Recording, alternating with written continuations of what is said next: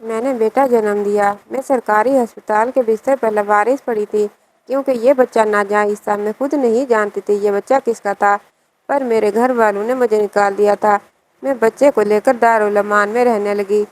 جب ایک امیر کبیر آدمی وہاں خیرات کرنے کے لیے آیا، میرا دل زور سے دھڑکا کیونکہ میرا بچہ بالکل اس کے جیسا تھا۔ لیکن بھلا یہ کیسے ممکن تھا؟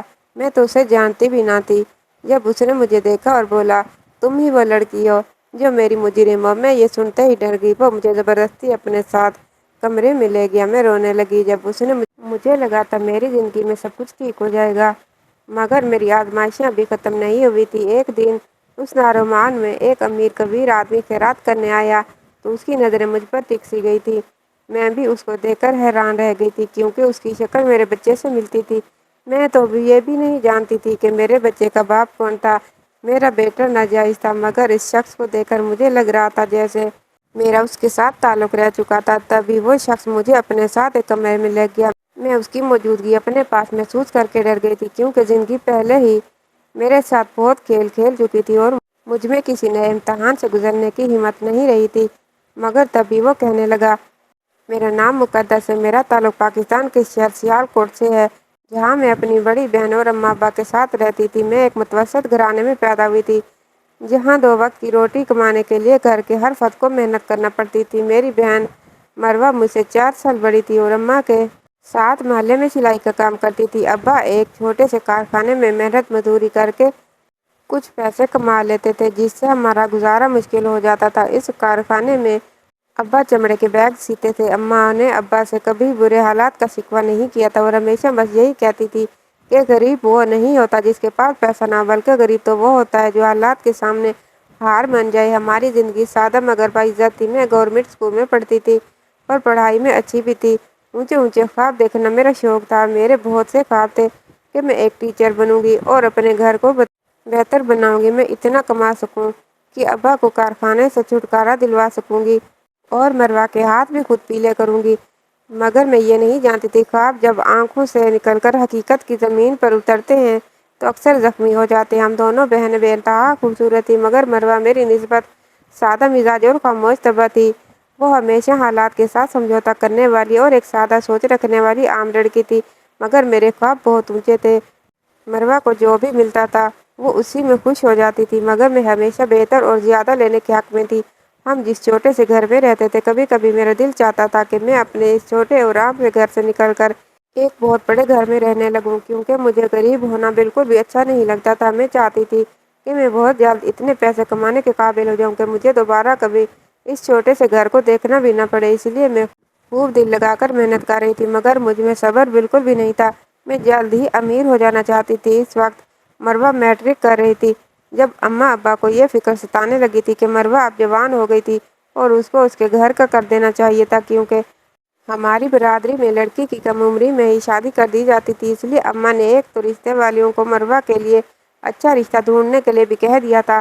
میں تو اس حق میں بالکل بھی نہیں تھی کہ اماں ابا مروہ کی شادی کم عمری میں کر دیتے اور اسی چھوٹے سے گھر سے رخصت کر دیتے، کیونکہ میں تو یہ چاہتی تھی کہ جب میں بہت سارے پیسے کما لوں گی اور ہم امیر ہو جائیں گے تو میں اپنی بڑی بہن کو خود دھوم دھام سے رخصت کروں گی۔ لیکن اماں ابا میری باتیں سن کر ہمیشہ ہنس دیا کرتے تھے اور مجھے نادان سمجھتے تھے۔ ان کو لگتا تھا میرے خیالات بہت اونچے تھے، شاید اس لیے کہ میں ایسا سوچتی تھی کہ میں اپنے گھر والوں کی تقدیر بدل دوں گی، مگر میں یہ نہیں جانتی تھی کہ اگر میرے گھر والوں کی تقدیر میری ہی وجہ سے بدلنے والی تھی، مگر اس تقدیر کا رخ بہت ہی بھیانک ہونے والا تھا۔ اماں تو مروہ کے لیے کسی اچھے رشتے کی تلاش میں تھی، مگر ہمارے مالی حالات ایسے نہ تھے کہ کوئی اچھا رشتہ ہمیں مل پاتا۔ ہمارے گھر مروہ کے لیے جو بھی رشتہ آتا تھا وہ لڑکا کوئی نہ کوئی اناڑی بھی ہوتا۔ کبھی مروہ کے لیے کسی موچی کا رشتہ آتا تو کبھی کسی ایسے لڑکے کا جو لوگوں کے گھروں میں جھاڑو پوچھا لگاتا ہو۔ اماں ابا نے ہر طرح کے عام رشتے سے انکار کر دیا تھا۔ مروہ بھی خاموش تھی، وہ بیچاری تو ویسے بھی سادہ اور معصوم سی لڑکی تھی۔ اس کو تو اماں ابا جہاں بھی جس کے ساتھ بھی بیاہ دیتے خوشی خوشی رخصت ہو کر چلی جاتی، لیکن اماں ابا کے لیے اتنا بوجھ نہیں تھی کہ وہ اس کے لیے ایسے ہی ارے گرے کے حوالے کر دیتے۔ آخر کار ایک دن رشتے کروانے والی اماں کو ایک رشتہ بتایا۔ اس لڑکے کا نام وسیم تھا اور وہ سعودی عرب میں محنت مزدوری کرتا تھا۔ اماں ابا کو لگا تھا کہ شاید اچھا نصیب ہمارا دروازہ کھٹکھٹا رہا تھا۔ وسیم کی ماں نے صاف کہہ دیا تھا کہ ان کو جہیز کی کوئی ضرورت نہیں ہے، وہ تو یہ چاہتے تھے کہ بس لڑکی نیک ہو۔ ہمیں لگا تھا کہ ہم خوش نصیب تھے، اس لیے ہماری دہلیز پر وسیم کا رشتہ آیا تھا۔ اماں ابا کے دل میں اس رشتے کے لیے تھوڑا سا ڈر ضرور تھا کہ آخر ہم غریبوں کے گھر میں اتنا اچھا رشتہ کیسے آ سکتا ہے، مگر میں تو وسیم کا رشتہ دیکھتے ہی بہت زیادہ خوش ہو گئی تھی اور سوچنے لگی تھی کہ جب مروہ شادی کر کے اپنے شوہر کے ساتھ ملک سے باہر چلی جائے گی تو میں بھی اس سے ملنے کے لیے باہر کے ملک جاتی رہوں گی، کیونکہ وہ میری اکلوتی بہن تھی اور میں باہر جا کر محنت مزدوری کر کے ڈھیر سارے پیسے کما سکوں گی۔ اس لیے میں چاہتی تھی کہ اماں ابا اس رشتے سے انکار نہ کریں۔ اماں ابا بھی اس رشتے کے لیے مان ہی گئے تھے، کیونکہ وسیم شکل و صورت سے خوبصورت تو تھا، لیکن سیرت سے بھی وہ ایک سلجھا ہوا لڑکا تھا۔ اس کی فیملی بھی چھوٹی سی تھی اور سب سے بڑی بات یہ تھی کہ وہ لوگ ہم سے کسی بھی چیز کا مطالبہ نہیں کر رہے تھے۔ میں بہت خوش تھی اور نہ جانے کیا سوچنے لگی تھی۔ مجھے لگا تھا کہ جب مروہ کی شادی وسیم سے ہو جائے گی تو ہم بہت جلد امیر ہو جائیں گے اور ہمارے گھر کے حالات بھی بدل جائیں گے۔ کسی حد تک تو میں بالکل ٹھیک ہی تھی۔ ہمارے گھر کے حالات بدلنے والے تو تھے، مگر میں یہ نہیں جانتی تھی کہ ان کا رخ کس سمت میں جانے والا تھا۔ شادی کی تاریخ طے ہو گئی تھی۔ میں بہت زیادہ خوش تھی۔ جب بھی وسیم کے گھر والے آتے تو میں بھاگ بھاگ کر ان کی خدمتیں کرتی۔ مجھے اس بات کی پرواہ نہیں تھی کہ مروہ میری اکلوتی بہن تھی اور شادی کے بعد مجھ سے بہت دور جانے والی تھی۔ مجھے غرض تھی تو صرف اس بات سے کہ مروہ کی شادی ایک ایسے لڑکے کے ساتھ ہو رہی تھی جو ہم سے امیر تھا۔ آخر کار مروہ کی شادی سادگی سے ہو گئی اور وہ وسیم کے گھر رخصت ہو کر چلی گئی، جو لاہور میں تھا۔ وسیم شادی کے لیے چھٹی لے کر پاکستان آیا ہوا تھا، مگر وسیم شادی کے ایک ہفتے بعد واپس سعودی عرب چلا گیا تھا اور اب 2 سال تک اس کی واپسی ناممکن تھی۔ جب وسیم سعودی عرب واپس چلا گیا تو مروہ بھی واپس ہمارے پاس آ گئی تھی، مگر مجھے مروہ کو دیکھ کر خوشی بالکل بھی نہیں ہوئی تھی، بلکہ میں تو اس گھر میں دیکھ کر ایک دم سے اداس ہو گئی تھی کہ وہ واپس کیوں آ گئی تھی اور وسیم کے ساتھ سعودی عرب کیوں نہیں چلی گئی تھی، کیونکہ جب تک وہ سعودی عرب میں نہیں جا سکتی تھی میں بھلا اس کے پاس کیسے جا سکتی تھی۔ مگر مروہ یہ کہنے لگی تھی کہ وسیم کاغذات بنوا رہا تھا اور جب اس کاغذات کا کام مکمل ہو جائے گا تب مروہ بھی اس کے پاس ہی چلی جائے گی۔ میں ہر روز مروہ سے یہی پوچھتی تھی کہ کیا اس کے کاغذات کا کام مکمل ہو گیا تھا یا نہیں، مگر جیسے جیسے وقت گزرتا جا رہا تھا مروہ خاموش رہنے لگی تھی۔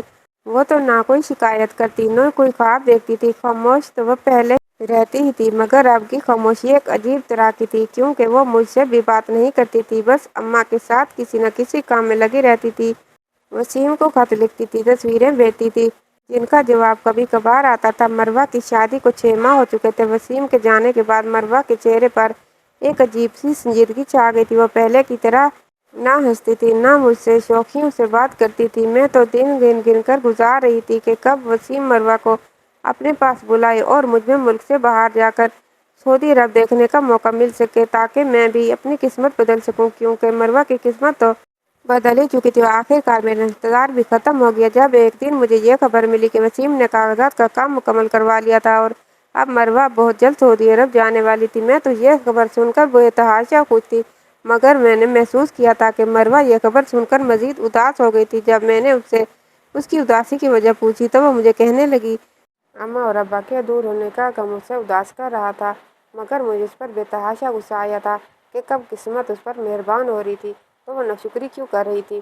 اس کے پاس تو موقع تھا کہ وہ غریبی سے نکل کر امیروں والی زندگی گزارے، مگر پھر بھی اداس ہو رہی تھی۔ اداس صرف وہ نہیں تھی، بلکہ جیسے جیسے اس کے جانے کے دن قریب آ رہے تھے اماں ابا بھی اداس ہونے لگے تھے، مگر مجھے ان سب پر بے تحاشا غصہ آتا تھا۔ آخر کار وہ دن بھی آ گیا جب مروہ نم آنکھوں کے ساتھ ہم سب کو چھوڑ کر وسیم کے پاس سعودی عرب چلی گئی تھی۔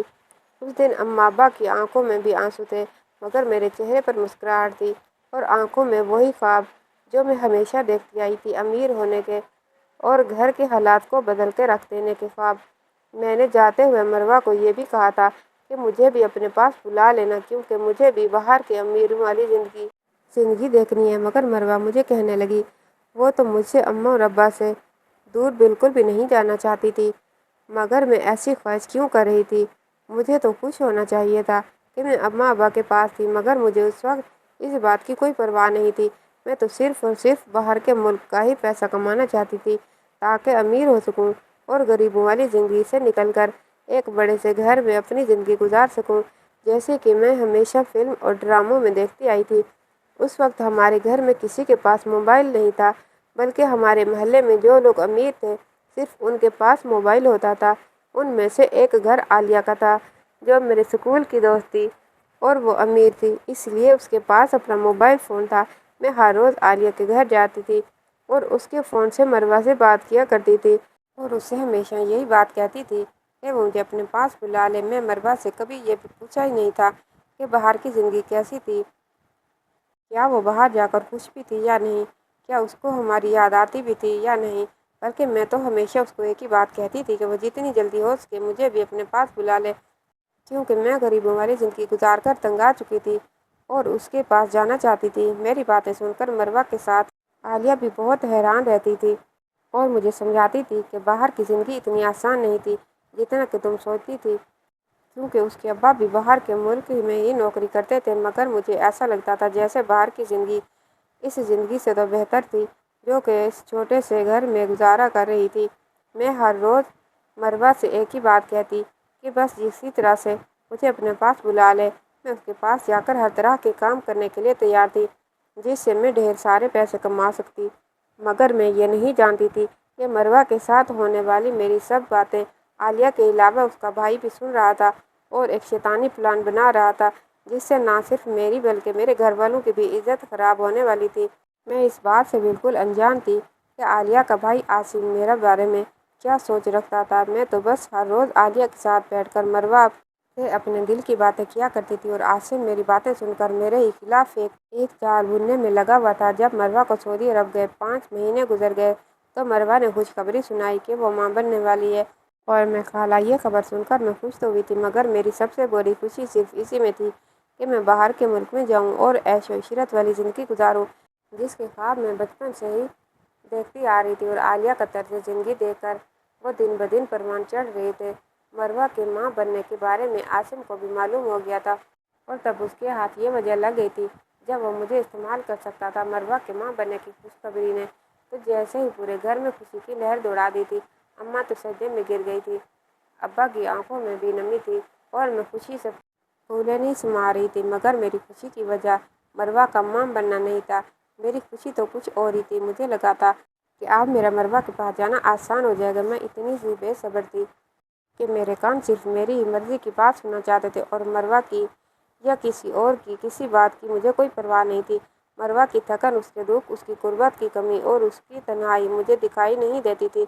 میں تو بس اپنے خیالوں میں خود سعودی عرب کے ایک بڑے سے شاپنگ ہال کے کیش کاؤنٹر کے پیچھے دیکھتی تھی، یا کسی ہال میں ویلکم ڈرنکس پیش کرتے ہوئے دیکھتی، یا خوبصورت لباس میں فیشن شوز میں جیسے فلموں اور ڈراموں میں دیکھتی تھی۔ ایک دن جب میں مروہ سے بات کرنے کے لیے عالیہ کے گھر گئی تو عاصم نے مجھے خود مخاطب کیا اور کہنے لگا کہ مقدس، کیا تم واقعی باہر اپنی بہن کے پاس جانا چاہتی ہو؟ عاصم کی بات سن کر میں جیسے چونک گئی تھی۔ پہلی بار براہ راست مجھ سے بات کر رہا تھا، مگر میں نے فوراً اس بات میں سر ہلا دیا تھا۔ مجھے کہنے لگا تھا کہ مجھے سعودی عرب جانے کے لیے اسے ایک دوست سے ملنا ہوگا، کیونکہ بقول اس کا دوست امارات میں ایک کمپنی چلاتا تھا اور وہ وہاں خوبصورت اور جوان لڑکیوں کی ریسیپشن، سیلز یا یونٹ مینجمنٹ کی نوکری دیتا تھا، مگر اس نے ایک شرط بھی رکھی ہوئی تھی کہ مجھے اس کے دوست جا کر خود انٹرویو دینا تھا۔ میں کچھ بھی سوچے سمجھے بغیر بے تابی سے بس یہی پوچھا تھا کہ مجھے کہاں اور کب جانا تھا۔ عاصم مجھے کہنے لگا کہ وہ مجھے خود وہاں لے جائے گا اور عالیہ بھی ہمارے ساتھ ہی ہوگی، اس لیے مجھے فکر کرنے کی ضرورت نہیں تھی۔ یہ سن کر میرے دل کو سکون سا ملا تھا، عالیہ بھی میرے ساتھ ہی ہوگی۔ اس وقت مجھے یہی لگا تھا کہ شاید قسمت کا دروازہ کھل رہا تھا۔ میں نے اماں سے کہا تھا کہ میں عالیہ کے ساتھ لاہور جا رہی ہوں اور اس کی خالہ کے ہاں۔ اماں بھی عالیہ کے نام پر فوراً مان گئی تھی۔ اگلی شام عالیہ اور عاصم مجھے لے کر لاہور روانہ ہو گئے تھے۔ گاڑی کی خوشخبریاں ہو رہی تھی، مگر میرے دل میں ایک عجیب سی بے قراری تھی، جیسے کوئی انجانا خوف دل میں سرسرا رہا تھا۔ میں ایک درمیانے درجے کے ہوٹل پہنچے تھے جہاں عاصم نے بتایا تھا کہ وہ شخص ابھی پہنچا نہیں تھا، اس لیے ہم پہلے ہی روم میں جا کر آرام کر لیتے ہیں۔ روم کا سن کر میں ڈر گئی تھی۔ عاصم کو شاید محسوس ہو گیا تھا کہ میں ڈر گئی تھی، تبھی وہ مجھے کہنے لگا کہ اس کا دوست میرے لیے خود چل کر اس ہوٹل میں انٹرویو لینے آ رہا ہے اور تھکا ہوا آئے گا تو انٹرویو بھی آرام سے کرے گا۔ وہ مجھے کہنے لگا کہ میں فکر نہ کروں، وہ اور عالیہ بھی ساتھ ہی تھے۔ مجھے اس وقت کچھ بھی غلط نہیں لگا تھا کیونکہ عالیہ وہاں تھی اور عاصم اس کا بھائی تھا، مگر جیسے ہی ہم روم میں پہنچے تھے عالیہ کہنے لگی تھی کہ اسے کچھ لینا ہے اور جلدی وہ واپس آ جائے گی، اور پھر وہ وہاں سے چلی گئی تھی اور واپس نہیں آئی تھی۔ میں انتظار کرتی رہی۔ کمرے میں صرف میں اور عاصم رہ گئے تھے۔ وہ کمرہ بند تھا۔ وہاں ٹی وی چل رہا تھا مگر آواز بند تھی۔ میں نے بے چینی سے عاصم سے پوچھا تھا کہ اس کا وہ دوست کب آئے گا۔ میری بات سن کر عاصم نے مجھے غور سے دیکھا تھا اور کہنے لگا کہ وہاں کوئی بھی نہیں آنے والا تھا۔ میں گھبرا گئی تھی، میری سانسیں تیز ہو گئی تھی۔ میں نے دروازے کی طرف دیکھا تھا کہ شاید وہاں عالیہ آ جاتی، مگر وہ دروازہ اندر سے بند تھا، جو عاصم نے کمرے میں داخل ہوتے ہی کر دیا تھا، اور میرا دھیان وہاں نہیں جا سکا تھا۔ میں نے گھبرا کر کہا تھا، عاصم بھائی، اگر وہ مذاق کر رہے تھے تو مذاق اچھا نہیں تھا۔ میں چیخ کر کہنے لگی کہ پلیز عالیہ کو بلائیں، مگر عاصم کا چہرہ بدل گیا تھا اور اس کی آنکھوں میں اب وہ شیطان بول رہا تھا جس کا میں نے تصور بھی نہیں کیا تھا۔ وہ گھٹیا لہجے میں کہنے لگا کہ عالیہ وہاں نہیں آئے گی، کیونکہ وہ سب جانتی تھی۔ وہ میری طرف دیکھنے لگا تھا اور مجھے کہنے لگا تھا کہ تم بھی جانتی ہو کہ تم کس چیز کے لیے آئی ہو۔ یہ سب موقع ضائع نہ کرو۔ تم امیر بننا چاہتی ہو نا؟ میں نے چیخنے کی کوشش کی مگر عاصم نے زور سے میرا بازو پکڑا تھا اور مجھے اپنی طرف کھینچا تھا۔ وہ مجھے کہنے لگا تھا چیخنے کا کوئی فائدہ نہیں تھا کیونکہ وہ کمرہ ساؤنڈ پروف تھا، اور ویسے بھی جب میں نے خود کہا تھا کہ میں ہر کام کے لیے تیار تھی، بس مجھے پیسے ملنے چاہیے تھے۔ میں اس کی باتیں سن کر ہکا بکا رہ گئی تھی۔ اس نے میرے سامنے ہزار ہزار کے ڈھیروں نوٹ رکھے تھے اور کہنے لگا تھا کہ لو پیسے اور میرا کام کرو، کیونکہ اب یہ بھی ایک کام ہے اور تمہیں اس کے بدلے پیسے ملیں گے۔ میری آنکھوں سے آنسو بہہ رہے تھے، میرے جسم سے جان نکلتی جا رہی تھی، میں لڑکھڑا رہی تھی اور زمین پر گر گئی تھی۔ عاصم کے الفاظ میرے کانوں میں مسلسل گونج رہے تھے، تم جیسی لڑکیاں تو اپنی عزت خود تشتری میں رکھ کر ہی پیش کرتی ہیں۔ تم سے تو صرف فائدہ اٹھانا ہی باقی تھا، اور اس رات میری عزت، میری سادگی، میری خواہشیں سب ایک شیطانی انسان کی عوض کی نظر ہو گئی تھی۔ میں بند کمرے میں عالیہ کا انتظار کرتی رہ گئی تھی۔ نہ وہ آئی تھی، نہ کوئی اور جو مجھے اس درندے سے بچا سکتا۔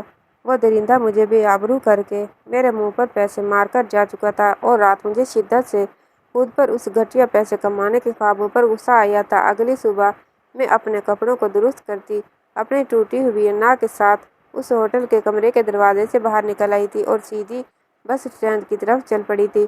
مجھے عالیہ نہ ملی تھی، نہ اس کے بھائی کا چہرہ دوبارہ دیکھنے کو مجھ میں حوصلہ تھا۔ میں سارا راستہ خاموش رہی تھی، میری آنکھوں میں آنسو تھے مگر زبان پر ایک دم تالا لگا ہوا تھا۔ جب میں گھر پہنچی تو اماں مجھے کہنے لگی تھی کہ کیا میری طبیعت ٹھیک ہے۔ اس نے خالی نظروں سے اماں کی طرف دیکھا تھا اور صرف سر ہلا کر اپنے کمرے میں چلی گئی تھی۔ جب میں نے آئینے میں خود کو دیکھا تو وہاں سب کچھ پہلے جیسا تھا۔ وہی چہرہ تھا، وہی آنکھیں تھیں، مگر میرے اندر کچھ مر چکا تھا، کچھ ایسا جو کچھ واپس نہیں آنے والا تھا۔ میں بہت دیر تک اپنے بے آبرو وجود کو گھورتی رہی تھی۔ ابھی کچھ ہی دیر گزری تھی جب مجھے کسی نامعلوم نمبر سے ایک ویڈیو ملی تھی۔ اس ویڈیو میں تھی، وہی ہوٹل کا کمرہ تھا، وہی لمحے تھے اور وہی بے بسی تھی۔ وہ ویڈیو دیکھ کر میں اندر تک جھلس گئی تھی۔ اس ویڈیو کے بعد ایک میسج بھی آیا تھا کہ اگر میں نے زبان کھولی تو یہ ویڈیو سب کو دکھا دی جائے گی۔ مجھ سے کہا گیا تھا کہ خاموش رہو، بس کام کرتی رہو، تمہیں اور بھی جگہوں پر جانا ہے۔ میرا سارا وجود لرز گیا تھا۔ مجھے لگا تھا کہ شاید مجھ پر جو قیامت گزری تھی وہ ختم ہو چکی تھی، مگر وہ تو قیامت کا بس کچھ حصہ تھا۔ ابھی تو میرے ساتھ اور بھی بہت کچھ ہو جانا باقی تھا۔ میں نے کانپتے ہوئے ہاتھوں کے ساتھ وہ فون توڑ دیا تھا جو میرے گھر کے دروازے پر پڑا تھا، مگر وہ دھمکی میرے ذہن میں بجلی بن کر گونج گئی تھی۔ اس دن کے بعد سے عالیہ پھر سے کبھی مجھ سے بات نہ کی تھی۔ میں نے کوشش کی تھی کہ عالیہ کے گھر جا کر اس کو اس سے گھٹیا بھائی کی حیثیت بتا سکتی، مگر عالیہ کی فیملی کچھ دنوں بعد ہی وہاں سے چلی گئی تھی۔ مجھ سے کسی نے سوال نہیں کیا تھا اور نہ ہی میں نے کسی کو کچھ بتایا تھا۔ میں بس خاموشی کا مجسمہ بن گئی تھی اور خالی نظروں سے گھر کے در و دیوار کو تکتی رہتی تھی۔ مجھے لگتا تھا جیسے کسی دن عاصم اماں ابا کے سامنے میری وہ ویڈیو رکھ دے گا اور اماں ابا مجھے جان سے مار دیں گے، کیونکہ وہ تو جانتے ہی تھے کہ میرا عالیہ کے گھر کتنا آنا جانا تھا۔ میرا ہر دن ڈر سے لرزتے گزرتا تھا۔ میں ذرا سی آہٹ پر ڈر جاتی تھی۔ ہر آہٹ پر مجھے ایسا لگتا تھا کہ وہ عاصم تھا۔ اس دن کے بعد بھی میرا مروہ کے پاس سعودی عرب جانے کا ارادہ نہیں بدلا تھا۔ میں اس کے پاس ہر قیمت پر جانا چاہتی تھی، مگر اب میرے پاس عالیہ کا موبائل بھی نہیں تھا۔ جس سے میں مروا سے کوئی رابطہ کر سکتی تھی۔ کافی مہینے گزر گئے تھے، سب کچھ ٹھیک تھا۔ میں آہستہ آہستہ وہ سب کچھ بھولنے لگی تھی جو میرے ساتھ اس ہوٹل کے کمرے میں ہوا تھا۔ ایک طرح سے خوش بھی تھی کہ اس بارے میں کسی کو کچھ معلوم نہ تھا۔ مجھے لگا تھا کہ سب کچھ ٹھیک ہو گیا تھا، مگر ایک دن جب میں گھر میں اکیلی تھی تو دروازے پر بہت زور کی دستک ہوئی تھی کہ میں ڈر گئی تھی۔ میں نے ڈرتے ڈرتے دروازہ کھولا تھا۔ وہاں ہمارے محلے کا ایک ہی بچہ ہاتھ میں لفافہ لیے کھڑا تھا۔ میں نے اس بچے سے وہ لفافہ پکڑا اور جب میں کچھ سے پوچھنے ہی والی تھی کہ ایک دم سے وہاں سے بھاگ گیا تھا۔ وہ لفافہ بھاری تھا۔ میں نے اندر آتے ہی اس لفافے کو کھولا تو میرے پیروں تلے سے زمین نکل گئی تھی۔ اس میں میری تصویریں تھیں جو اسی ہوٹل کے کمرے میں بنائی گئی تھی، اور ان تصویروں میں میری حالت دیکھ کر کوئی بھی مجھے بے عزت اور بے آبرو ہونے کا طعنہ دے سکتا تھا۔ ان تصویروں کے ساتھ ایک کاغذ بھی تھا جس پر لکھا تھا، اگر میں چاہتی ہوں کہ وہ تصویریں میرے اماں ابا یا مروا کے ہاتھ نہ لگے تو مجھے اس کے اوپر لکھے ہوئے پتے پر جانا تھا اور ایک بار پھر سے وہ سب کچھ کرنا تھا جو پہلے بھی میرے ساتھ ہو چکا تھا۔ مجھے ایک جھرجھری آ گئی تھی اور میں نے پوری طاقت کے ساتھ اس لفافے کو اٹھا کر دیوار پر دے مارا تھا۔ میرے ذہن میں اس طرح کے خیالات آ رہے تھے کہ اگر میں اس بھیجے ہوئے پتے پر نہ گئی تو نہ جانے میرے ساتھ کیا کچھ ہو جائے گا۔ پہلے تو میں یہ شکر ادا کرتی تھی کہ اس بارے میں کسی کو بھی کچھ معلوم نہیں تھا، لیکن یہ سوچ کر ہی میری روح تک کانپ گئی تھی کہ اگر اس بارے میں کسی کو معلوم ہو گیا تو اماں ابا تو جیتے جی مر جائیں گے۔ مجھے کچھ سمجھ نہیں آ رہا تھا کہ میں کیا کرتی۔ میں نے اس لفافے کو آگ لگا کر پانی میں بہا دیا اور یہ سوچ کر مطمئن ہو گئی تھی کہ میں دوبارہ ایسا کام نہیں کروں گی جس کی وجہ سے مجھے پچھتانا پڑے۔ میں نے بہت مشکل سے خود کو پرسکون کیا تھا اور گزرے ہوئے دنوں کو بھولنے کی کوشش کرنے لگی تھی۔ مجھے لگا تھا کہ اس لفافے کو جلا دینے سے میری مشکلات ختم ہو جائیں گی۔ کافی دن جب گزر گئے تھے تو ایک دن ایک اور رنگ کا لفافہ میرے گھر کی دہلیز پر پڑا ہوا تھا۔ جب میں نے وہ لفافہ کھولا تو میں خوشی سے اچھل پڑی تھی کیونکہ وہ لفافہ مروا نے بھیجا تھا۔ اس لفافے میں ایک نیلے رنگ کا کاغذ تھا اور اس میں لکھا تھا کہ اب اس کی ڈلیوری کے آخری دن تھے اور اس کو میری ضرورت تھی کیونکہ وہ گھر کے سب کام اکیلی نہیں کر سکتی تھی اور وسیم ڈیوٹی پر ہوتا تھا۔ اس کو آرام کرنے کی ضرورت تھی اور کسی اپنے کی ضرورت تھی جو اس کا خیال رکھ سکتا، اس لیے وہ مجھے اپنے پاس بلانا چاہتی تھی۔ میں تو خوشی سے جھومنے لگی تھی۔ اس وقت میرے ذہن سے عاصم، عالیہ، اس ہوٹل میں گزرنے والی وہ بھیانک رات اور عاصم کی طرف سے ملنے والا وہ لفافہ، سب کچھ ہی تو نکل چکا تھا۔ اس وقت اگر میرے ذہن میں کچھ چل رہا تھا تو صرف یہ کہ میں بہت جلد مروا کے پاس جانے والی تھی اور میرے خواب بہت جلد پورے ہونے والے تھے۔ میں ایک بار پھر سے وہ خواب دیکھنے لگی تھی جو عاصم کے میری زندگی میں آ جانے کے بعد سے تھم گئے تھے۔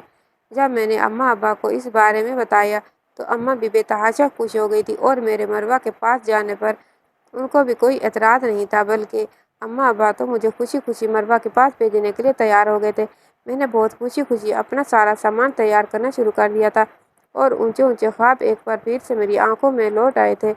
میں وہ سب کچھ سوچنے لگی تھی کہ مجھے مروا کے پاس جا کر کیا کچھ کرنا تھا اور کس طرح سے ڈھیر سارے پیسے کمانے تھے۔ جس دن میں اس لفافے پر لکھے ہوئے پتے پر جانے والی تھی، ابا بہت خوشی خوشی مجھے چھوڑنے جا رہے تھے۔ ایک بڑی سی بلڈنگ تھی جہاں سے مجھے اپنا پاسپورٹ اور دوسرے کاغذات لے کے جانے تھے کیونکہ مروا مجھے پہلے ہی بتا چکی تھی کہ میرے سارے کاغذات کا کام وسیم نے مکمل کر دیا تھا اور مجھے بس وہ سب کاغذات ایک ہی بڑی بلڈنگ میں جا کر لینے تھے اور اس کے بعد ایئرپورٹ پر جانا تھا جہاں سے میں مروا کے پاس جا سکتی تھی۔ مجھے لگا تھا جیسے میں ہواؤں میں اڑ رہی تھی۔ میری زندگی کا سب سے بڑا مقصد پورا ہونے والا تھا۔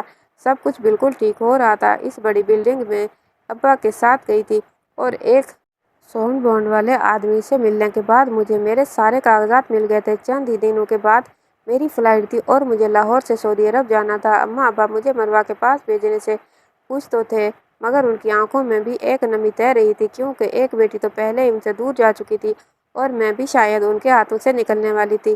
اس دن میں بہت خوش ہو کر تیار ہوئی تھی۔ ابا مجھے ایئرپورٹ پر چھوڑ آئے تھے اور میں خوشی خوشی جہاز کی طرف جانے ہی والی تھی جب ایک آدمی نے آ کر مجھے روکا تھا اور مجھے کہنے لگا تھا کہ میرے سامان کی تلاشی لینا رہ گیا تھا۔ میں مطمئن ہو کر اس کے ساتھ چل پڑی تھی کیونکہ اتنا تو مجھے بھی معلوم تھا کہ یہ بھی سفر کا ایک ضروری حصہ تھا، مگر اس آدمی کے ساتھ جانا میری سب سے بڑی بھول تھی۔ وہ مجھے لے کر ایک کمرے میں گیا تھا جہاں میرے سامنے وہی گھٹیا چہرہ لیے کھڑا تھا۔ میری روح تک کانپ گئی تھی۔ میرے پاس واپسی کا کوئی راستہ نہیں بچا تھا۔ میں نے وہاں سے بھاگنے کی کوشش کی تھی مگر اسی آدمی نے مجھے زور سے پکڑ لیا تھا جو مجھے لے کر عاصم کے پاس آیا تھا۔ میری آنکھوں کے سامنے ہوٹل کو وہی منظر گھوم گیا تھا جس کو میں بھولنے کی کوشش کر رہی تھی، مگر عاصم کی بات سن کر میرے رہے سہے اوسان بھی ختم ہو گئے تھے۔ وہ مجھے کہنے لگا تھا کہ اس نے مجھے بہت آرام سے اپنے پاس بلایا تھا، کسی بچے کے ہاتھ میں لفافہ بھیج کر، مگر میں نے اس کو نظر انداز کر دیا تھا۔ تب اس کو یہ قدم اٹھانا پڑا تھا، اس کو مروہ کے نام کا لفافہ بھیجنا پڑا تھا، کیونکہ وہ جانتا تھا کہ مروہ کی کسی بھی بات سے انکار نہیں کر سکوں گی، اور ایسا ہی تو ہوا تھا۔ میں اس لفافے پر اندھا یقین کر کے اس کے سامنے کھڑی تھی۔ اماں ابا کو تو یہی لگا تھا کہ میں مروہ کے پاس جا چکی ہوں، اس لیے وہ مجھے تلاش کرنے نہیں آ سکتے تھے۔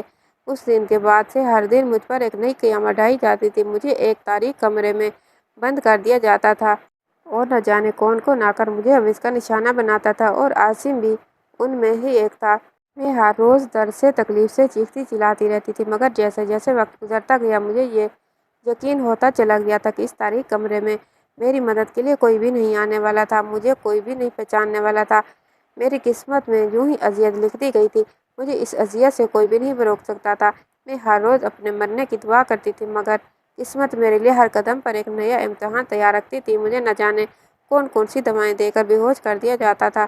کبھی کبھار میری آنکھیں کھلتی تو کمرہ تاریک ہوتا، یا اگر کبھی روشن بھی ہوتا تو اپنے سامنے موجود چہروں کو پہچان نہیں پاتی تھی۔ آخر ایک دن قسمت کو مجھ پر ترس آ ہی گیا تھا، جب ان لوگوں نے مجھے لاوارثوں کی طرح کسی سڑک کے کنارے پر پھینک دیا تھا۔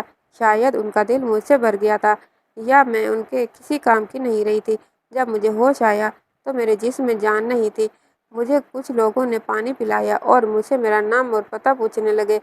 مجھے ان لوگوں کو اپنے ابا کا نام اور پتہ بتانا ہی پڑا تھا، کیونکہ میں اپنے اماں ابا کے پاس واپس جانا چاہتی تھی۔ مروہ کے پاس جانے کا خیال میرے دل و دماغ سے نکل گیا تھا۔ میں دوبارہ مروہ کے پاس جانے کا سوچ بھی نہیں سکتی تھی، چاہے وہ مجھے خود ہی فون کر کے کیوں نہ بلائے۔ میرے جسم پر موجود کپڑے بس نام کے رہ گئے تھے، کیونکہ وہ بری طرح سے پھٹ چکے تھے، اور میرے پورے جسم پر زخموں کے نشانات ہیں۔ کوئی بھی میری حالت دیکھ کر اندازہ کر سکتا تھا کہ میرے ساتھ کیا کچھ ہو چکا تھا۔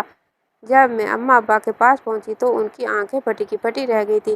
اماں تو مجھے دیکھتے ہی اونچا اونچا رونے لگی تھی، اور بار بار اپنے سینے پر ہاتھ مارتی تھی۔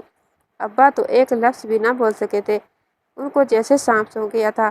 ان کی خاموشی بہت گہری تھی۔ مجھے لگا تھا کہ شاید اماں ابا میرے ساتھ ہمدردی کریں گے، مگر جب کچھ دن گزرے تو میری طبیعت بوجھل ہونے لگی اور مجھے متلیاں ہونے لگی، جس کا مطلب صاف تھا کہ میں حاملہ تھی۔ تبھی ابا آگے بڑھے اور میرے منہ پر ایک زوردار تھپڑ لگایا اور مجھے کہنے لگے، اس لیے میں نے تجھے منع کرتا تھا کہ تو امیر لوگوں سے دوستی نہ کر۔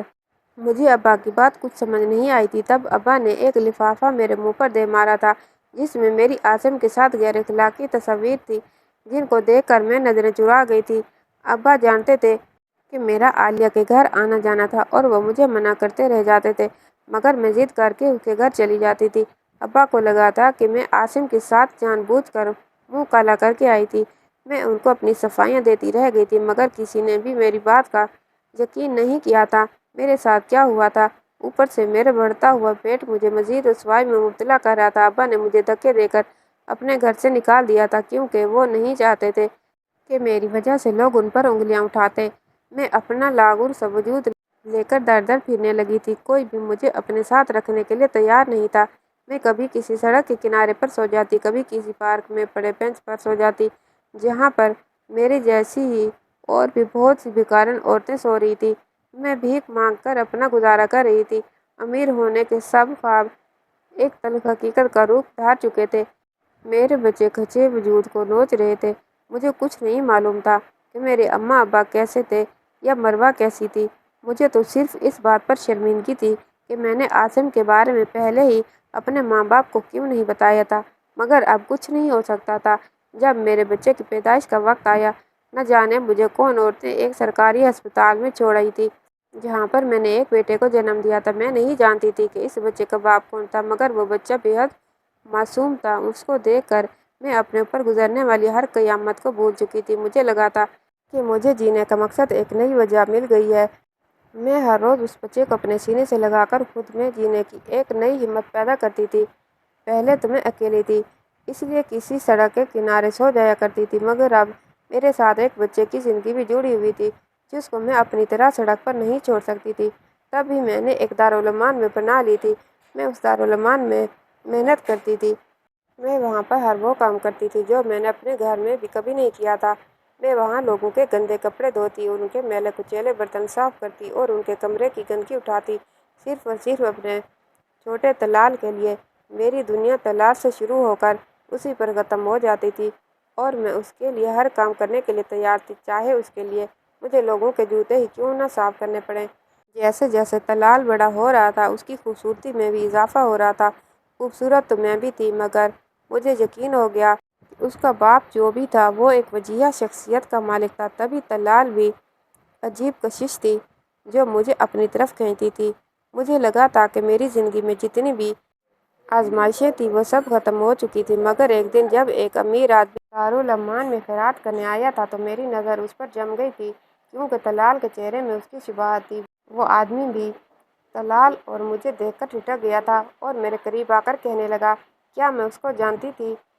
اس کے اس سوال پر میں حیران رہ گئی تھی۔ مجھے کچھ سمجھ نہیں آ رہا تھا کہ آخر میرے اتنے امیر کمیر آدمی سے کیا تعلق تھا، مگر اس آدمی کی نظریں طلال پر سے ہٹ نہیں رہی تھی۔ طلال کا بھی وہی رنگ و روپ تھا، وہی قد کاٹ تھا جو اس آدمی کا تھا۔ تبھی وہ آدمی دارالعمان والوں سے بات کر کے مجھے اور طلال کو اپنے ساتھ لے جانے لگا تھا۔ میرے دل و دماغ میں ماضی کے سب لمحات گزر گئے تھے۔ میں نے اس آدمی کے ساتھ جانے سے انکار کر دیا تھا، مگر تب وہ ایک کمرے میں لے گیا تھا اور مجھے کہنے لگا کہ وہ طلال کا باپ تھا۔ میں اس کی بات سن کر اپنی جگہ سے ہل نہیں سکی تھی۔ وہ میرے سامنے گھٹنوں کے بل بیٹھ کر مجھ سے معافی مانگنے لگا تھا اور مجھے کہنے لگا تھا کہ وہی میرا مجرم تھا۔ اس نے کچھ دوستوں کے ساتھ مل کر میرے ساتھ غلط کیا تھا، مگر میرے ساتھ غلط کرنے کے بعد اس کی ایک لمحہ بھی سکون میسر نہیں ہوا تھا۔ اس کا نام تیمور تھا اور وہ شہر کا بہت بڑا بزنس مین تھا۔ اس کے پاس کسی بھی چیز کی کمی نہیں تھی، مگر ہر رات میرا چہرہ اس کے سامنے بھیانک خواب کی طرح آ جاتا تھا۔ تیمور کی ایک بہن بھی تھی جو میری ہی عمر کی تھی اور اس کی عزت کسی نے خراب کر دی تھی۔ تب اس کو احساس ہوا تھا کہ اس نے بھی کسی لڑکی کے ساتھ غلط کیا تھا، تبھی اس کی بہن کے ساتھ بھی وہ سب کچھ ہوا تھا۔ وہ بہت عرصے سے میری تلاش میں تھا، اس لیے میرے نام کا صدقہ ہر جگہ دیا کرتا تھا، ہر جگہ میرے نام کی خیرات کیا کرتا تھا تاکہ کسی طریقے سے میں اپنے گناہ کا کفارہ ادا کر سکوں۔ مگر وہ یہ نہیں جانتا تھا کہ ایک دن اس کا گناہ اس کی آنکھوں کے سامنے آ کھڑا ہوگا۔ مجھے بھی اس کی باتوں پر کچھ تو یقین ہو ہی گیا تھا، کیونکہ طلال بالکل تیمور کا کاپی ہی تھا۔ اس کے بھی تو وہی نین نقش تھے جو تیمور کے تھے۔ میں بہت مشکل سے تیمور کے ساتھ جانے کے لیے تیار ہوئی تھی، کیونکہ میرے پاس اس کے سوا کوئی اور چارہ نہیں تھا۔ آج مجھے تیمور کے نکاح میں رہتے ہوئے 2 سال گزر گئے ہیں۔ تیمور عاصم کا ہی دوست تھا اور انہی لوگوں میں شامل تھا جنہوں نے میری عزت خراب کی تھی، مگر سچ کہتے ہیں کہ خدا کی لاٹھی بے آواز ہوتی ہے۔